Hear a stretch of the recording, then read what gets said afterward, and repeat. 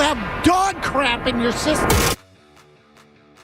Hour with Tony Maz. They did nothing this offseason. Brought to you by Bigelow Tea, Corona, Gravely Zero-Turn Lawnmowers, Jackson Lumber, Team Impact, Blue Moon Belgian White, and FindMassMoney.gov. On 98.5 The Sports Hub. I can walk you through the trading deadline the way I see it, right? Like, there's three ways you can go, right? You buy, you sell, you stay put, and when you stay put, well, there's going to be teams that they added, right? And they're going to be better than you. It's not that your team was a bad team, but the other ones around you got better. And when you 1 game back, 2 games back, yeah, we played well until Jaren got hurt last year and cost us, right? But that was it. We didn't have more, right? And we'll see what happens in a month and a half. We just got to keep playing better baseball. And I know we've been talking about the wild card and all that stuff. Let's get greedy. There's team ahead of us that they're not playing good baseball. And I know probably one of them is only for 5 days. But there's more out there. And I think this brand of baseball, we can maintain the way we're playing. And let's not settle for the third wild card. Let's go higher and see where the season takes us.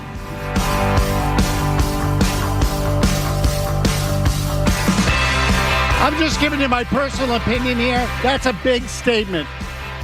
What Alex Cora did over at Fenway Park a short time ago in his daily press briefing with the media over there was a big statement. And I'll explain here shortly. And thankfully tonight, I have Jared Carrabis alongside, presented by Blue Moon Belgian White.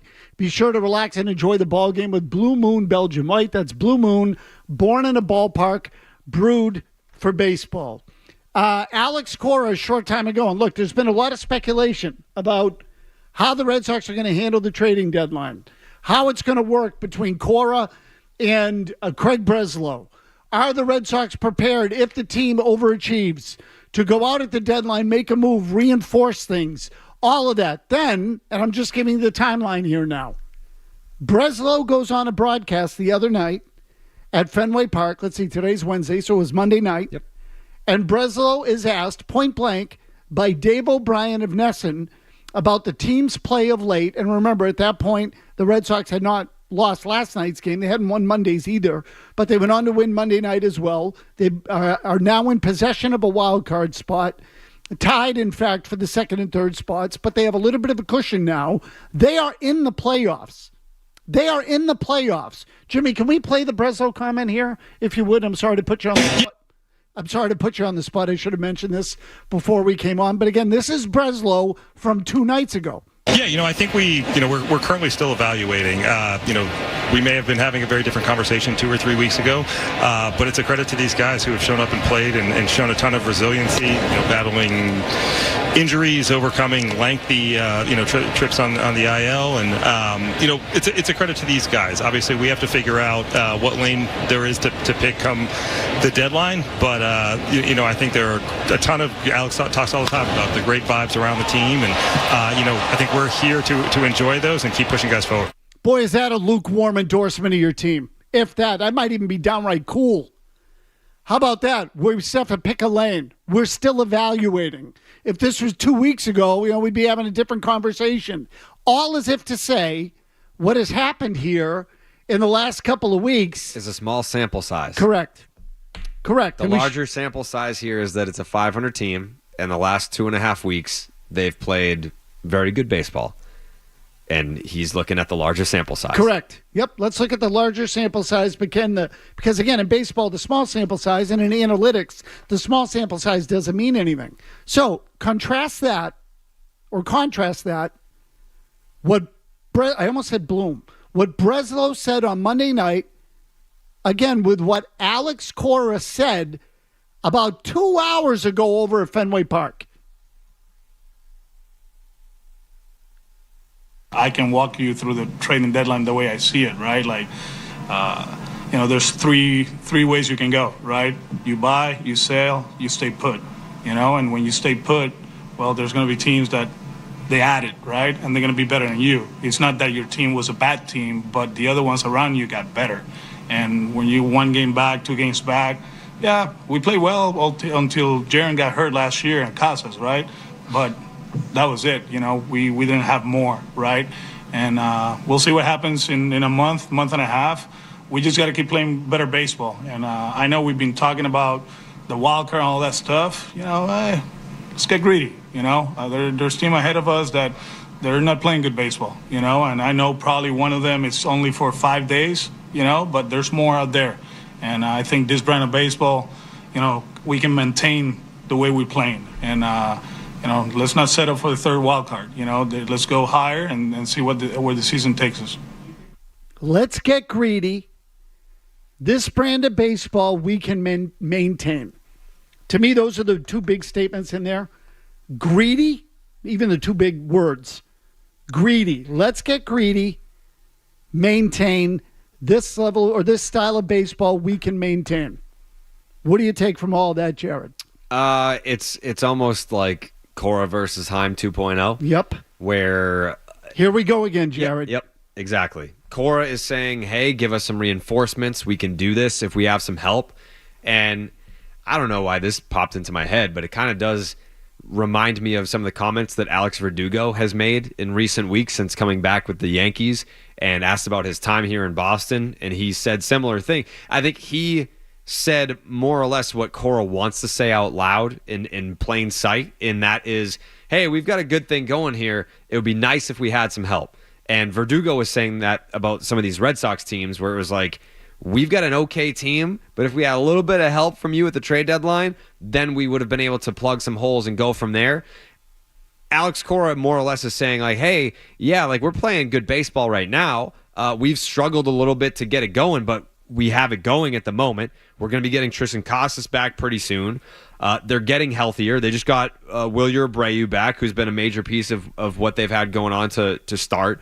But the whole like let's get greedy thing, that to me is saying, why is everyone talking about the number 6 wild card? And I'm not saying I agree with Cora here because I think he's trying to talk about the Yankees and the Orioles have lost 5 straight. The Yankees have lost like 5 straight series. Basically, they've lost every series since they were here. So he's probably pointing to that, saying, like, hey, why are we talking about the 6th wild card? Let's not close the book on the division. And I will turn around and say, hey, Alex, let's not get greedy. Right. Let's be happy we have a playoff spot at all. Pump the brakes. Yeah, I like the shoot for the moon approach. I mean, that he has to do that to motivate his guys.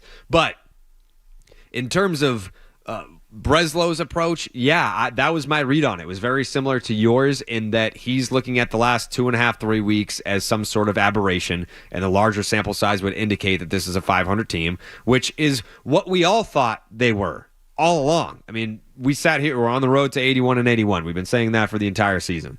But can things change? Yeah. They have changed. They have been playing better baseball. Last night, not so much. I mean, the defense was kind of reverting back to why they were 500 for so long in the first place. It was all sloppy game. The unearned runs. Yeah. Yeah, sloppy game. So, look, there's a lot to get to from the last couple of nights. I want to talk to you about Brian Bello, who, to me, is going backwards.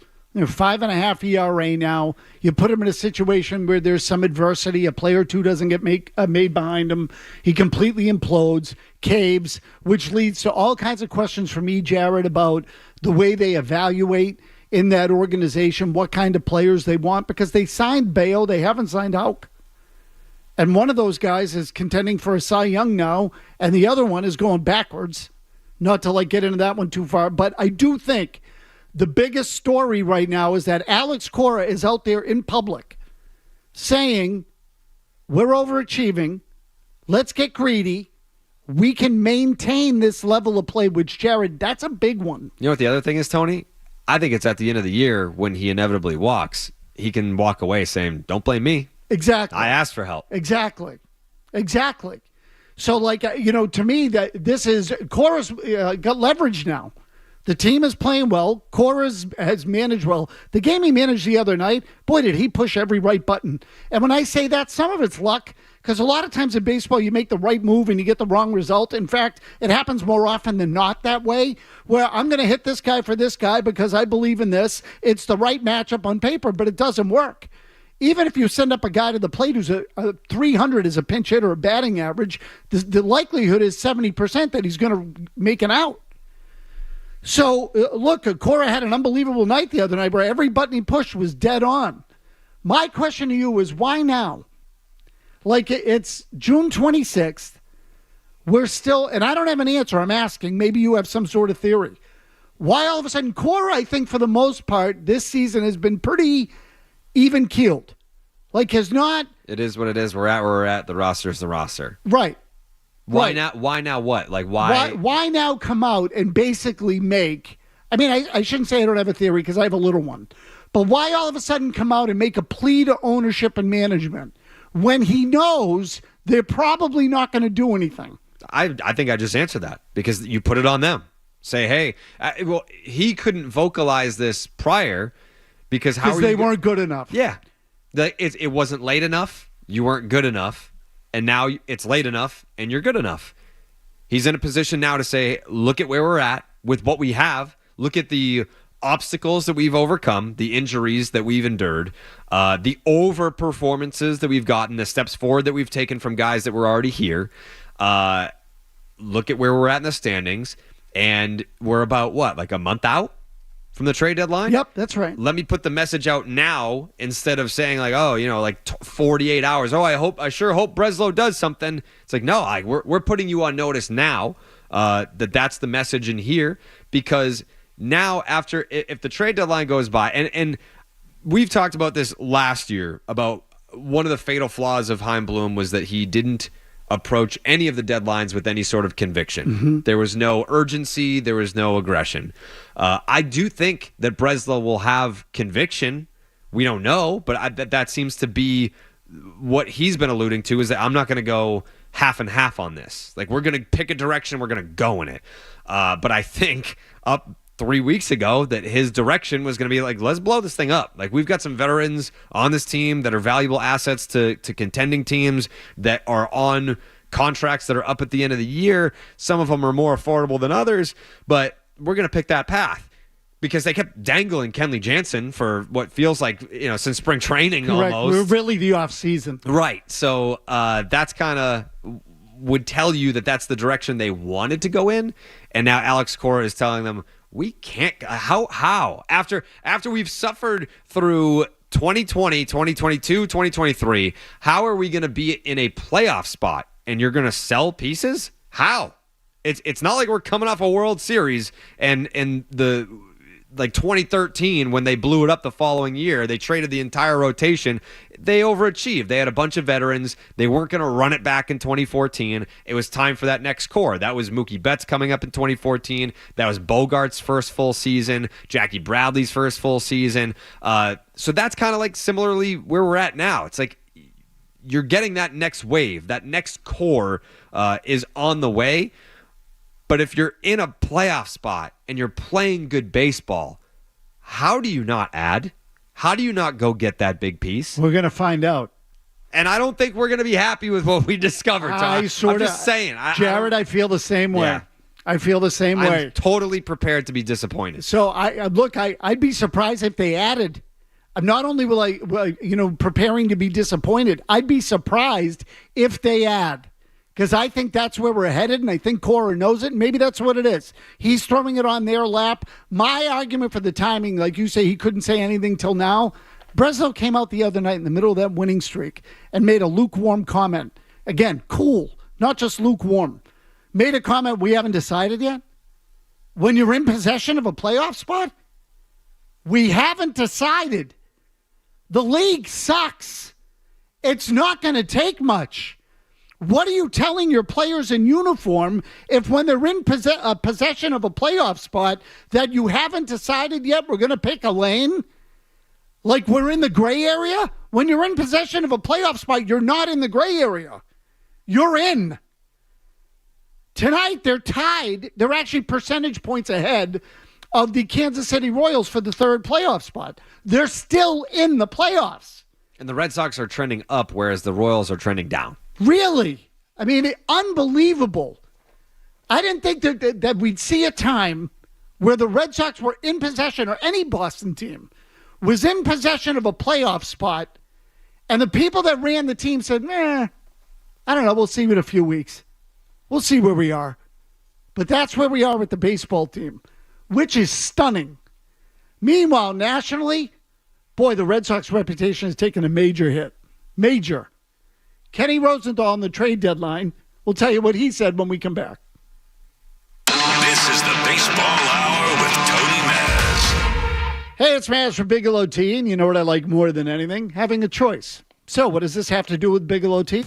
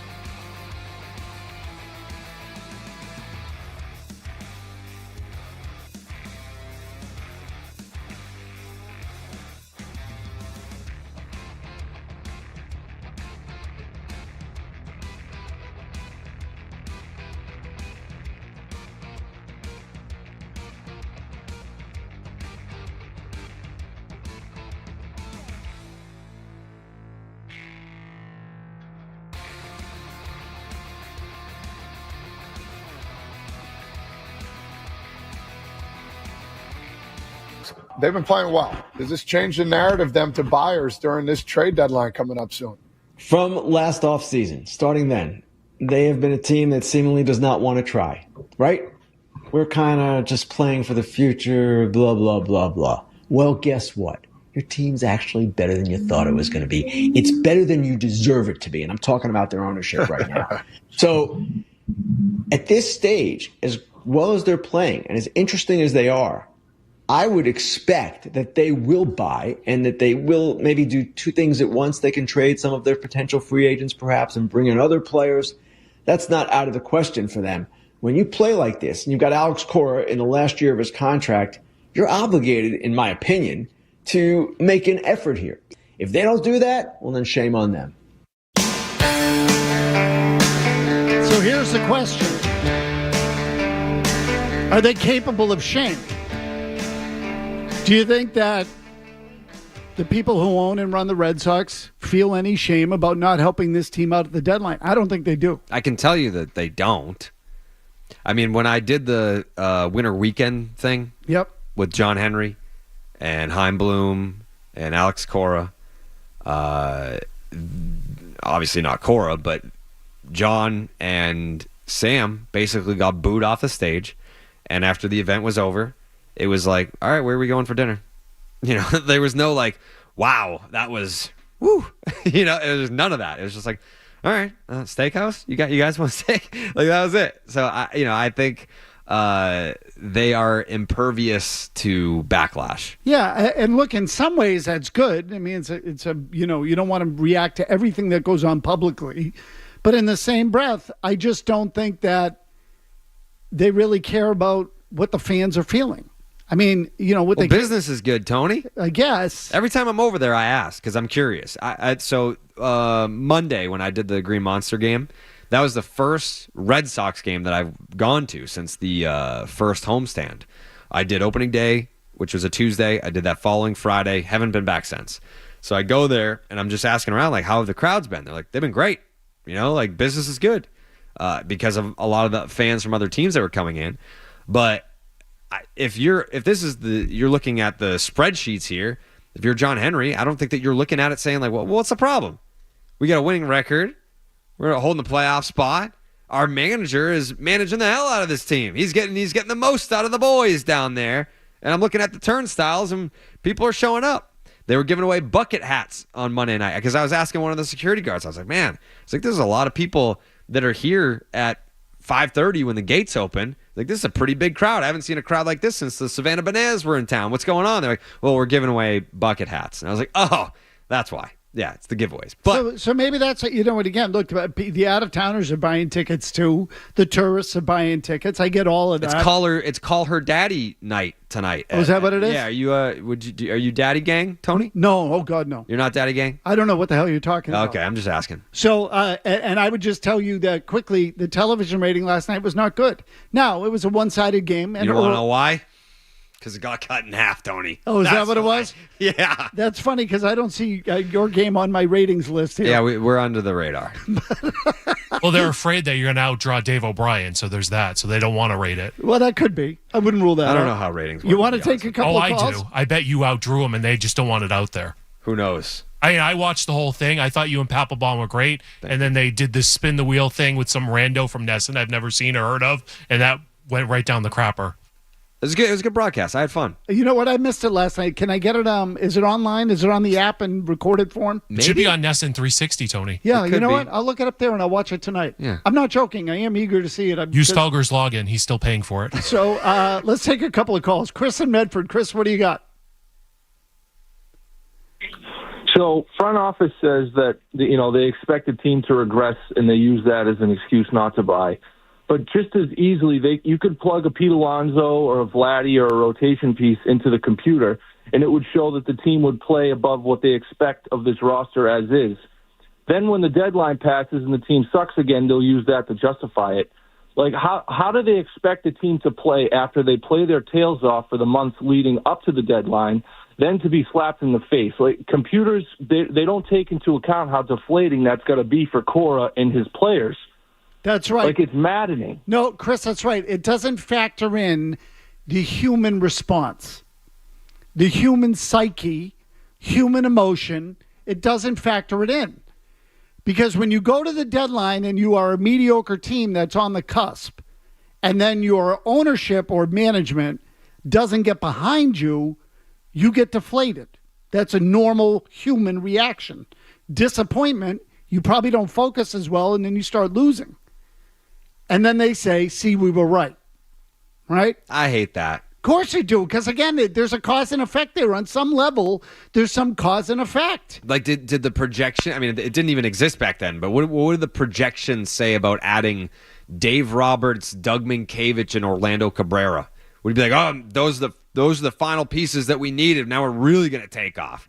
And they didn't right away in that year. Took 2 weeks. Took 2 weeks, and then it clicked, and we all know what happened.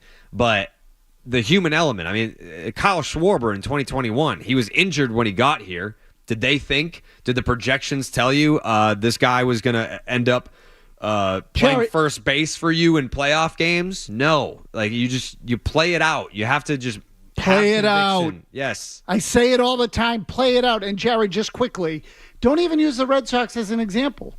The Braves. 2 years ago, their chances of making the playoffs were between 8 and 10%. 8 and 10%.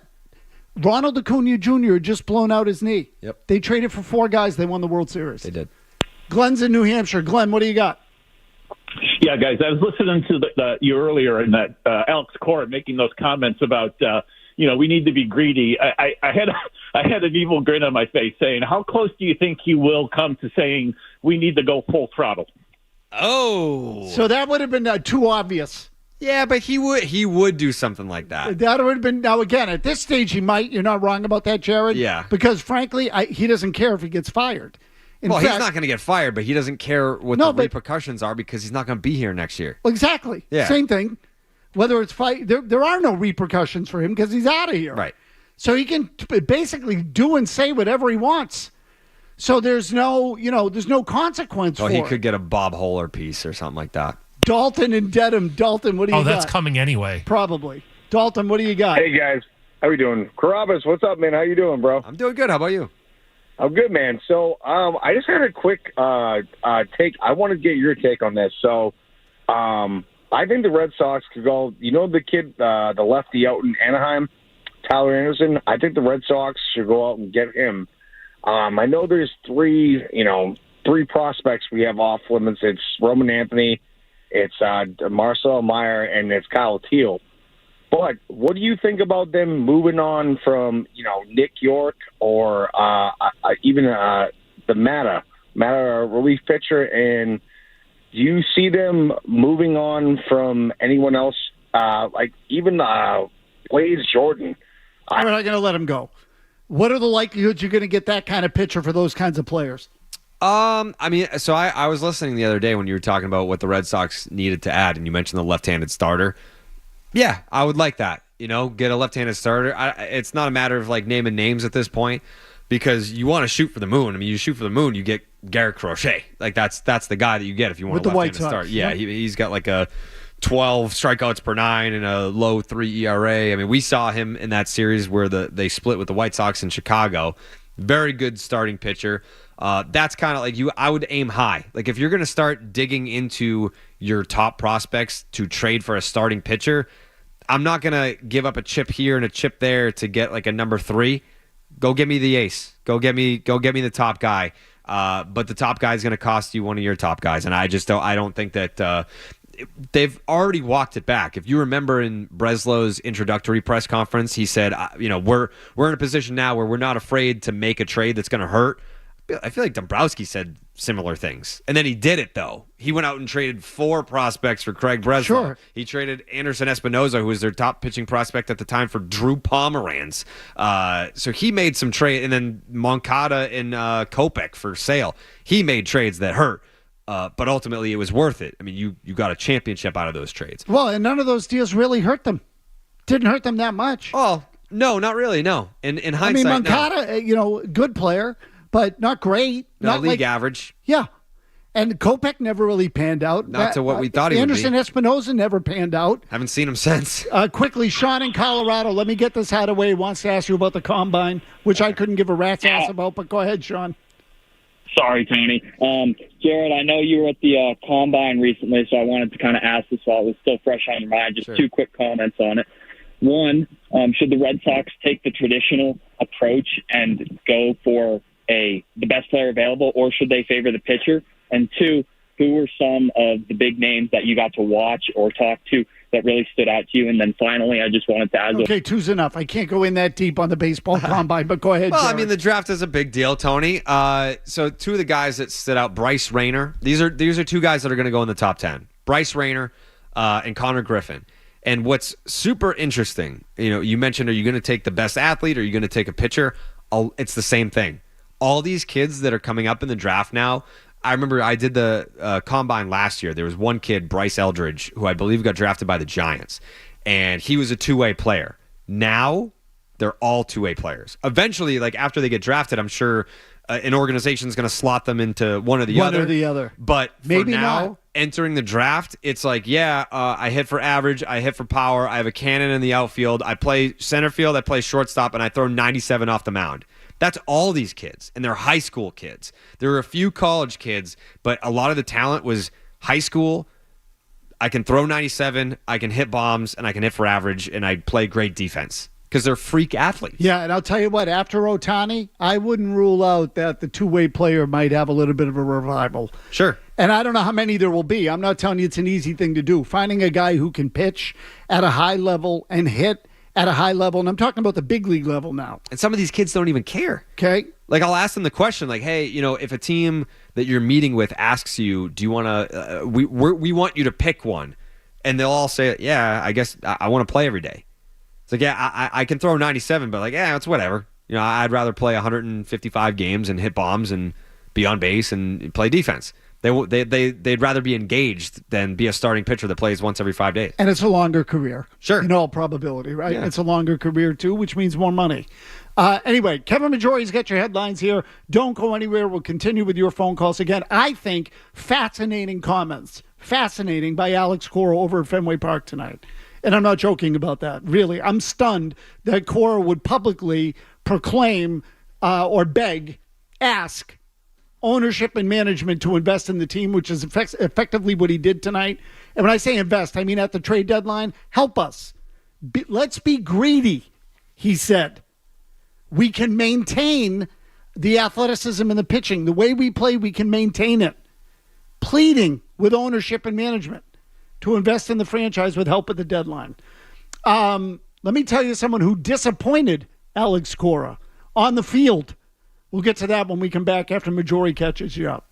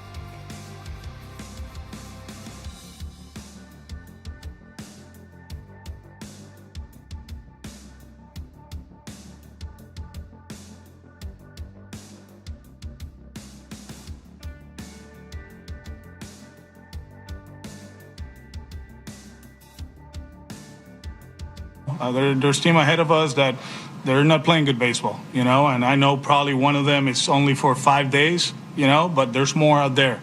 And I think this brand of baseball, you know, we can maintain the way we're playing. And, you know, let's not settle for the third wild card. You know, let's go higher and see where the season takes us. That's a comment directed. Do you agree? I would say I have doubts about them sustaining it, but the bottom line is they're here. And so, look, I admit that speed doesn't go in slumps. That's the old adage. So the speed they have between Rafaela, Duran, and Hamilton is ridiculous. Mm-hmm. That is ridiculous. That's the kind of crap that, like, you know, the teams like the Kansas City Royals and the old St. Louis Cardinals, I'm going back way back now, Jared. Mm-hmm. Yeah, I'm going back 30, 40 years. Those teams in the 80s with the Cardinals and Royals played better defense than the Red Sox do, but they were fast. Was that 85? Yeah, ish. Yeah. Somewhere in there, mid-80s. They were really, really fast. And the speed the Red Sox have is unlike any speed I've ever seen them have before. Well, because I don't think that they've ever had this. It's not. I mean, really, it's unbelievable. Yeah, I mean, even these guys can fly. Romy, Duran, Hamilton. I mean, I know that he's not up here right now, but Bob, very fast. They've got a very fast team. So now the defense isn't as good. I would worry about that. I don't know. I think their lineup can be shut down. You know, they could really benefit from a big right-handed bat in the middle of the lineup. To me, that's still the number one priority. Like a Bob? Yeah. When you say Bob, who are you talking about? Bobby Dahlbeck. Oh, no. What do you mean? Please. Bob. Spare me, Tony. God. Back to the phones. Alex and... Oh, before I do that, hold on. Alex, sit tight. Matt's about to be suspended. There was one thing from last night's game that I think Cora was rightfully annoyed at, and that's Brian Bello. Brian Bello completely collapsed and caved in the third inning last night when they gave up 7 runs. Or was it the second? I think it was the second. Okay, it might have been the second inning. They scored 7 runs. Because he didn't finish 3, right? 7 runs. Yeah. He completely imploded in that game. This is what Cora said afterward. 2 walks put him in a bad spot.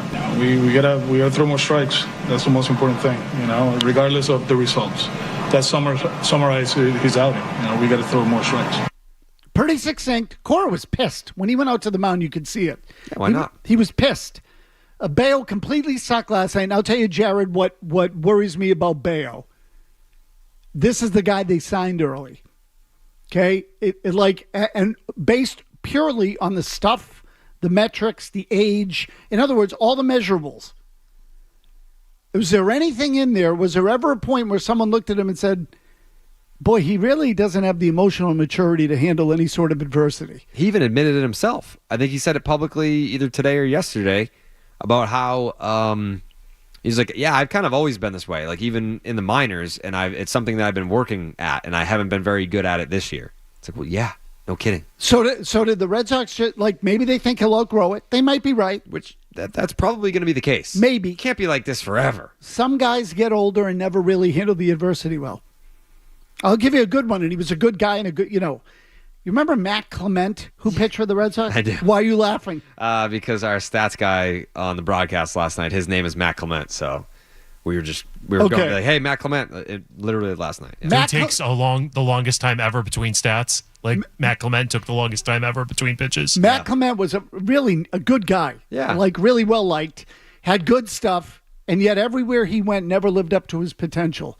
And the Red Sox got frustrated with him here because anytime they get into a tough spot, he would cave in. Mm-hmm. And he was in his 30s. It never got better. He never lived up to his potential.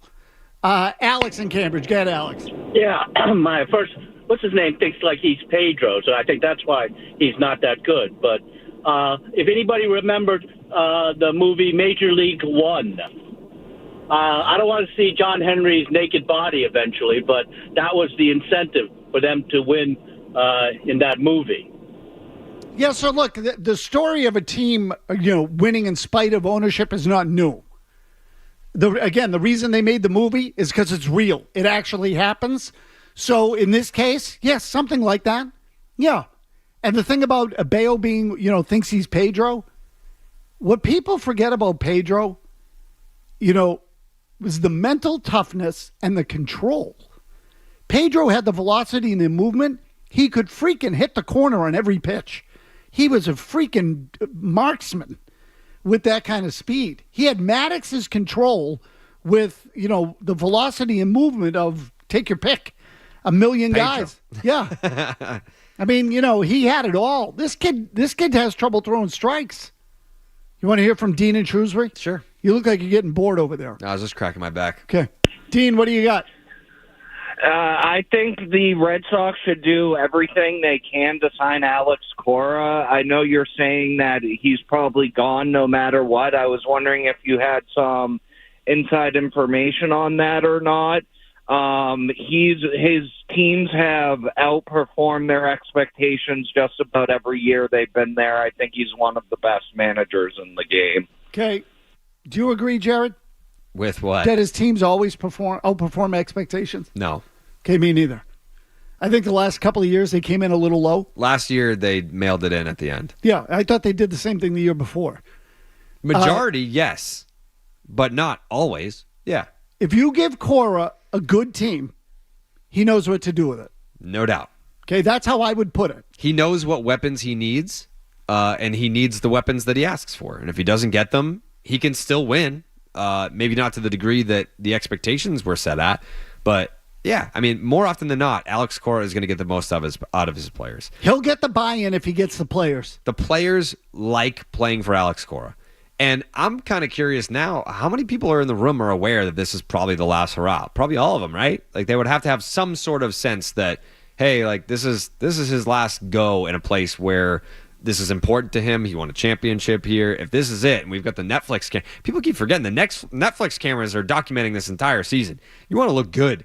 You don't want to go to 250 million subscribers and look like a joke. The organization might be a joke nationally because Ken Rosenthal saying they don't care, they're not investing, and they have a team that they don't deserve. That's the line that stood out to me from Rosenthal because it's true. The Red Sox have completely outperformed what the expectations were at the start of the year. As the season continued on in April and May when they were a 500 team, they've exceeded my expectations from 3 weeks ago.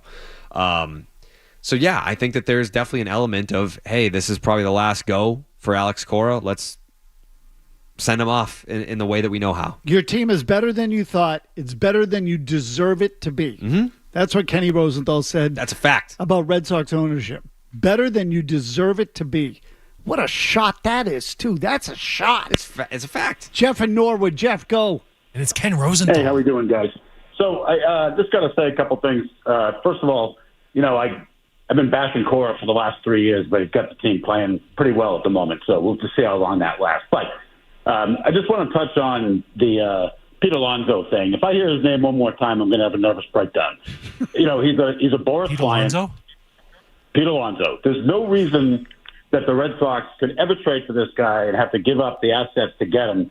It wouldn't make any sense because he's not going to sign an extension because he's a Boris client. So I think we need to move on from that and come up with a different plan. There are different guys out there that would make this team better.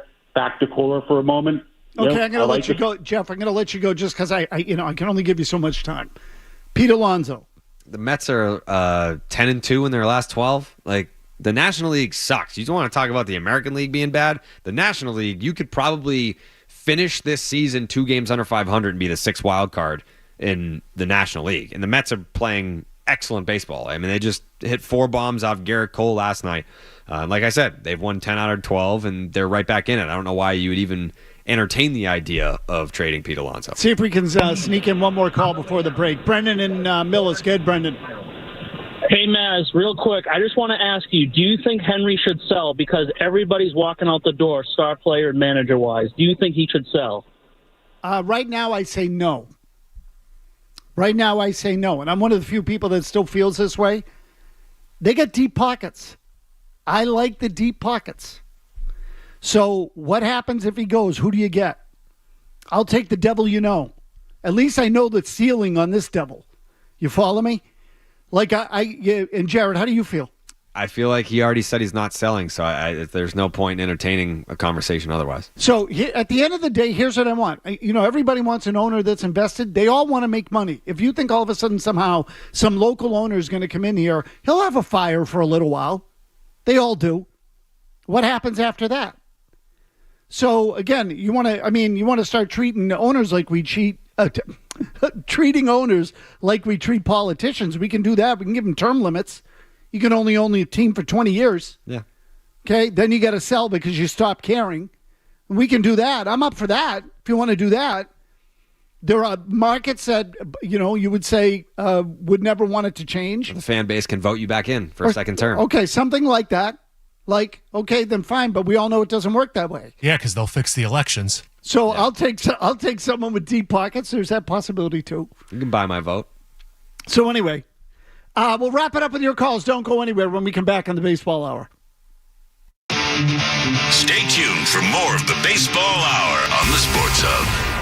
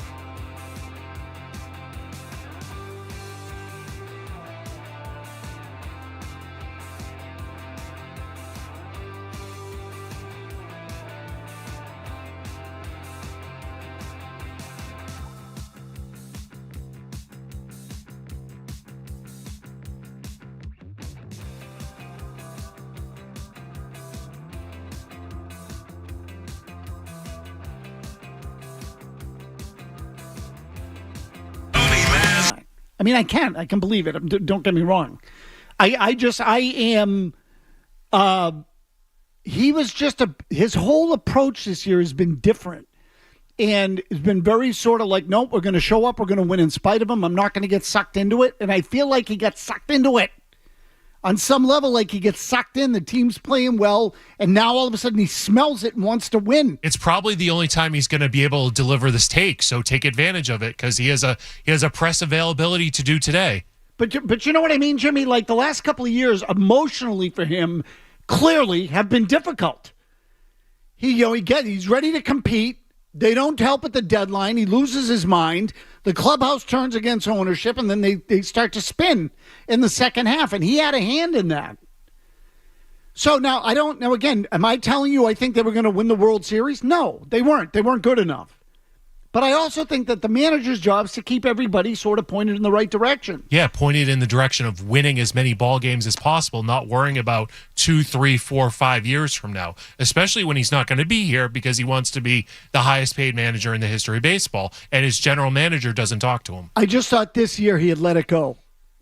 I thought he had let it go. Let what go? Let they're not going to help me. I'm going to put in the time on the final year. They're going to pay me, and then I'm out. I don't think it's going to be that. I don't think it's that. I think it's more so I'm not going to be here. So I'm at peace with the fact that this is it. I don't think he accepted the fact that once we get to the trade deadline, if you give me this roster and I get you a winning record and a team that's in sole possession of a playoff spot, I still expect you to invest. I still expect you to go out and get me some help. But if I don't know, I mean, I think he still will be disappointed. Even if he knows he's gone, I think he still will be disappointed. He's a competitor at the end of the day. Exactly. He's a champion too. He cares about winning. That's what I'm getting at. It's his nature. It falls on him at the end of the day. It's like people will blame Craig Breslow if they don't add at the deadline, and that's just July, August. But by September, October, the Red Sox don't get in. Who gets blamed? The manager. Martin in Texas calls the show every night. Martin, what do you got? If he's still here. Hey Tony. I just wanted to say that I'm glad Alex Cora is letting a fight underneath Breslow, and I hope he can, sort of find his balls and find the player that he used to be and use that as sort of help him put his thinking cap on, maybe get a package for Roman Anthony towards getting Lewis Roderick, because he could help us now and be under team control for 3 years. Yeah, so look, I'm not telling you I'm going to trade any one of those guys. No. I mean, they've come too far with those guys to all of a sudden trade them. So I'm not sure that they're going to do that. I wouldn't expect that. Doesn't mean you can't make a move to help, though. So, and you know what? Breslow, and they're too smart for their own good. That's what it is. They're too smart for their own good. They're caught up in the math and the percentages, and they're playing, they treat it like it's some sort of stock market. It's sports. People want to win. The whole point is to take a shot and try to win. That's the whole freaking point. I expected more of the former player vibes from Breslow. I'm getting a lot of the Yale, Ivy League, Heim Bloom side. Really, it's a corporate mentality. Yeah. And sports, I understand it's a business. People don't watch sports for the corporate mentality. When you have a chance, they want to go for it. But Maz, I went to Yale and I was a player and I won a championship ring and I'm better than you and I know better. So I say this I say this at the same time of that I want owners with deep pockets, but at the end of the day, I don't want them to run it like it's a stock market. You should own a sports team because you want to win. And if you want to run it like a sports market, then I say respectfully, buy something else. I say it disrespectfully. Charles in Connecticut. Charles, what do you got? Hey, real quick. We all know Cora's going to be gone. If I was Cora, I would manage my butt off for the rest of the season. And then when he's out interviewing for better rosters, he's going to say, look what I did with this pile of crap and an owner that wouldn't spend money. Have a great night. Okay. So look, at the end of the day, I think that this is really... Jared, again, I just didn't expect him to come out and say it tonight. I didn't expect it. You knew it was coming, though, at some point. You had to. Maybe. You had to. I did not expect it. And again, I wonder if because Freudian slip, if Breslow said what he said on the broadcast the other night. Prompted this. Such a tepid lukewarm endorsement of the team. That Cora said, you know what? F you. Fine. You're going to take that approach? You're going to let everyone believe that we're not going to add when you give us that kind of half-assed endorsement? I'm doing the opposite. I believe in this team. I think we can maintain the level of play. Let's aim a little higher. What was the line again? Let's be greedy. I like greedy. I want to be greedy. And I want to be greedy on the field, not in the on the ledger. Yeah. You done now? Having a good time. You mocking me? No, I'd never do that, Tony. Okay. Jared, thank you as always. Tony, thank you for having me. This was fun. Appreciate I'll see you next week. All right, Jared, we'll see you next week. Joe Murray's coming next. Majority's got your headlines. We'll see you tomorrow.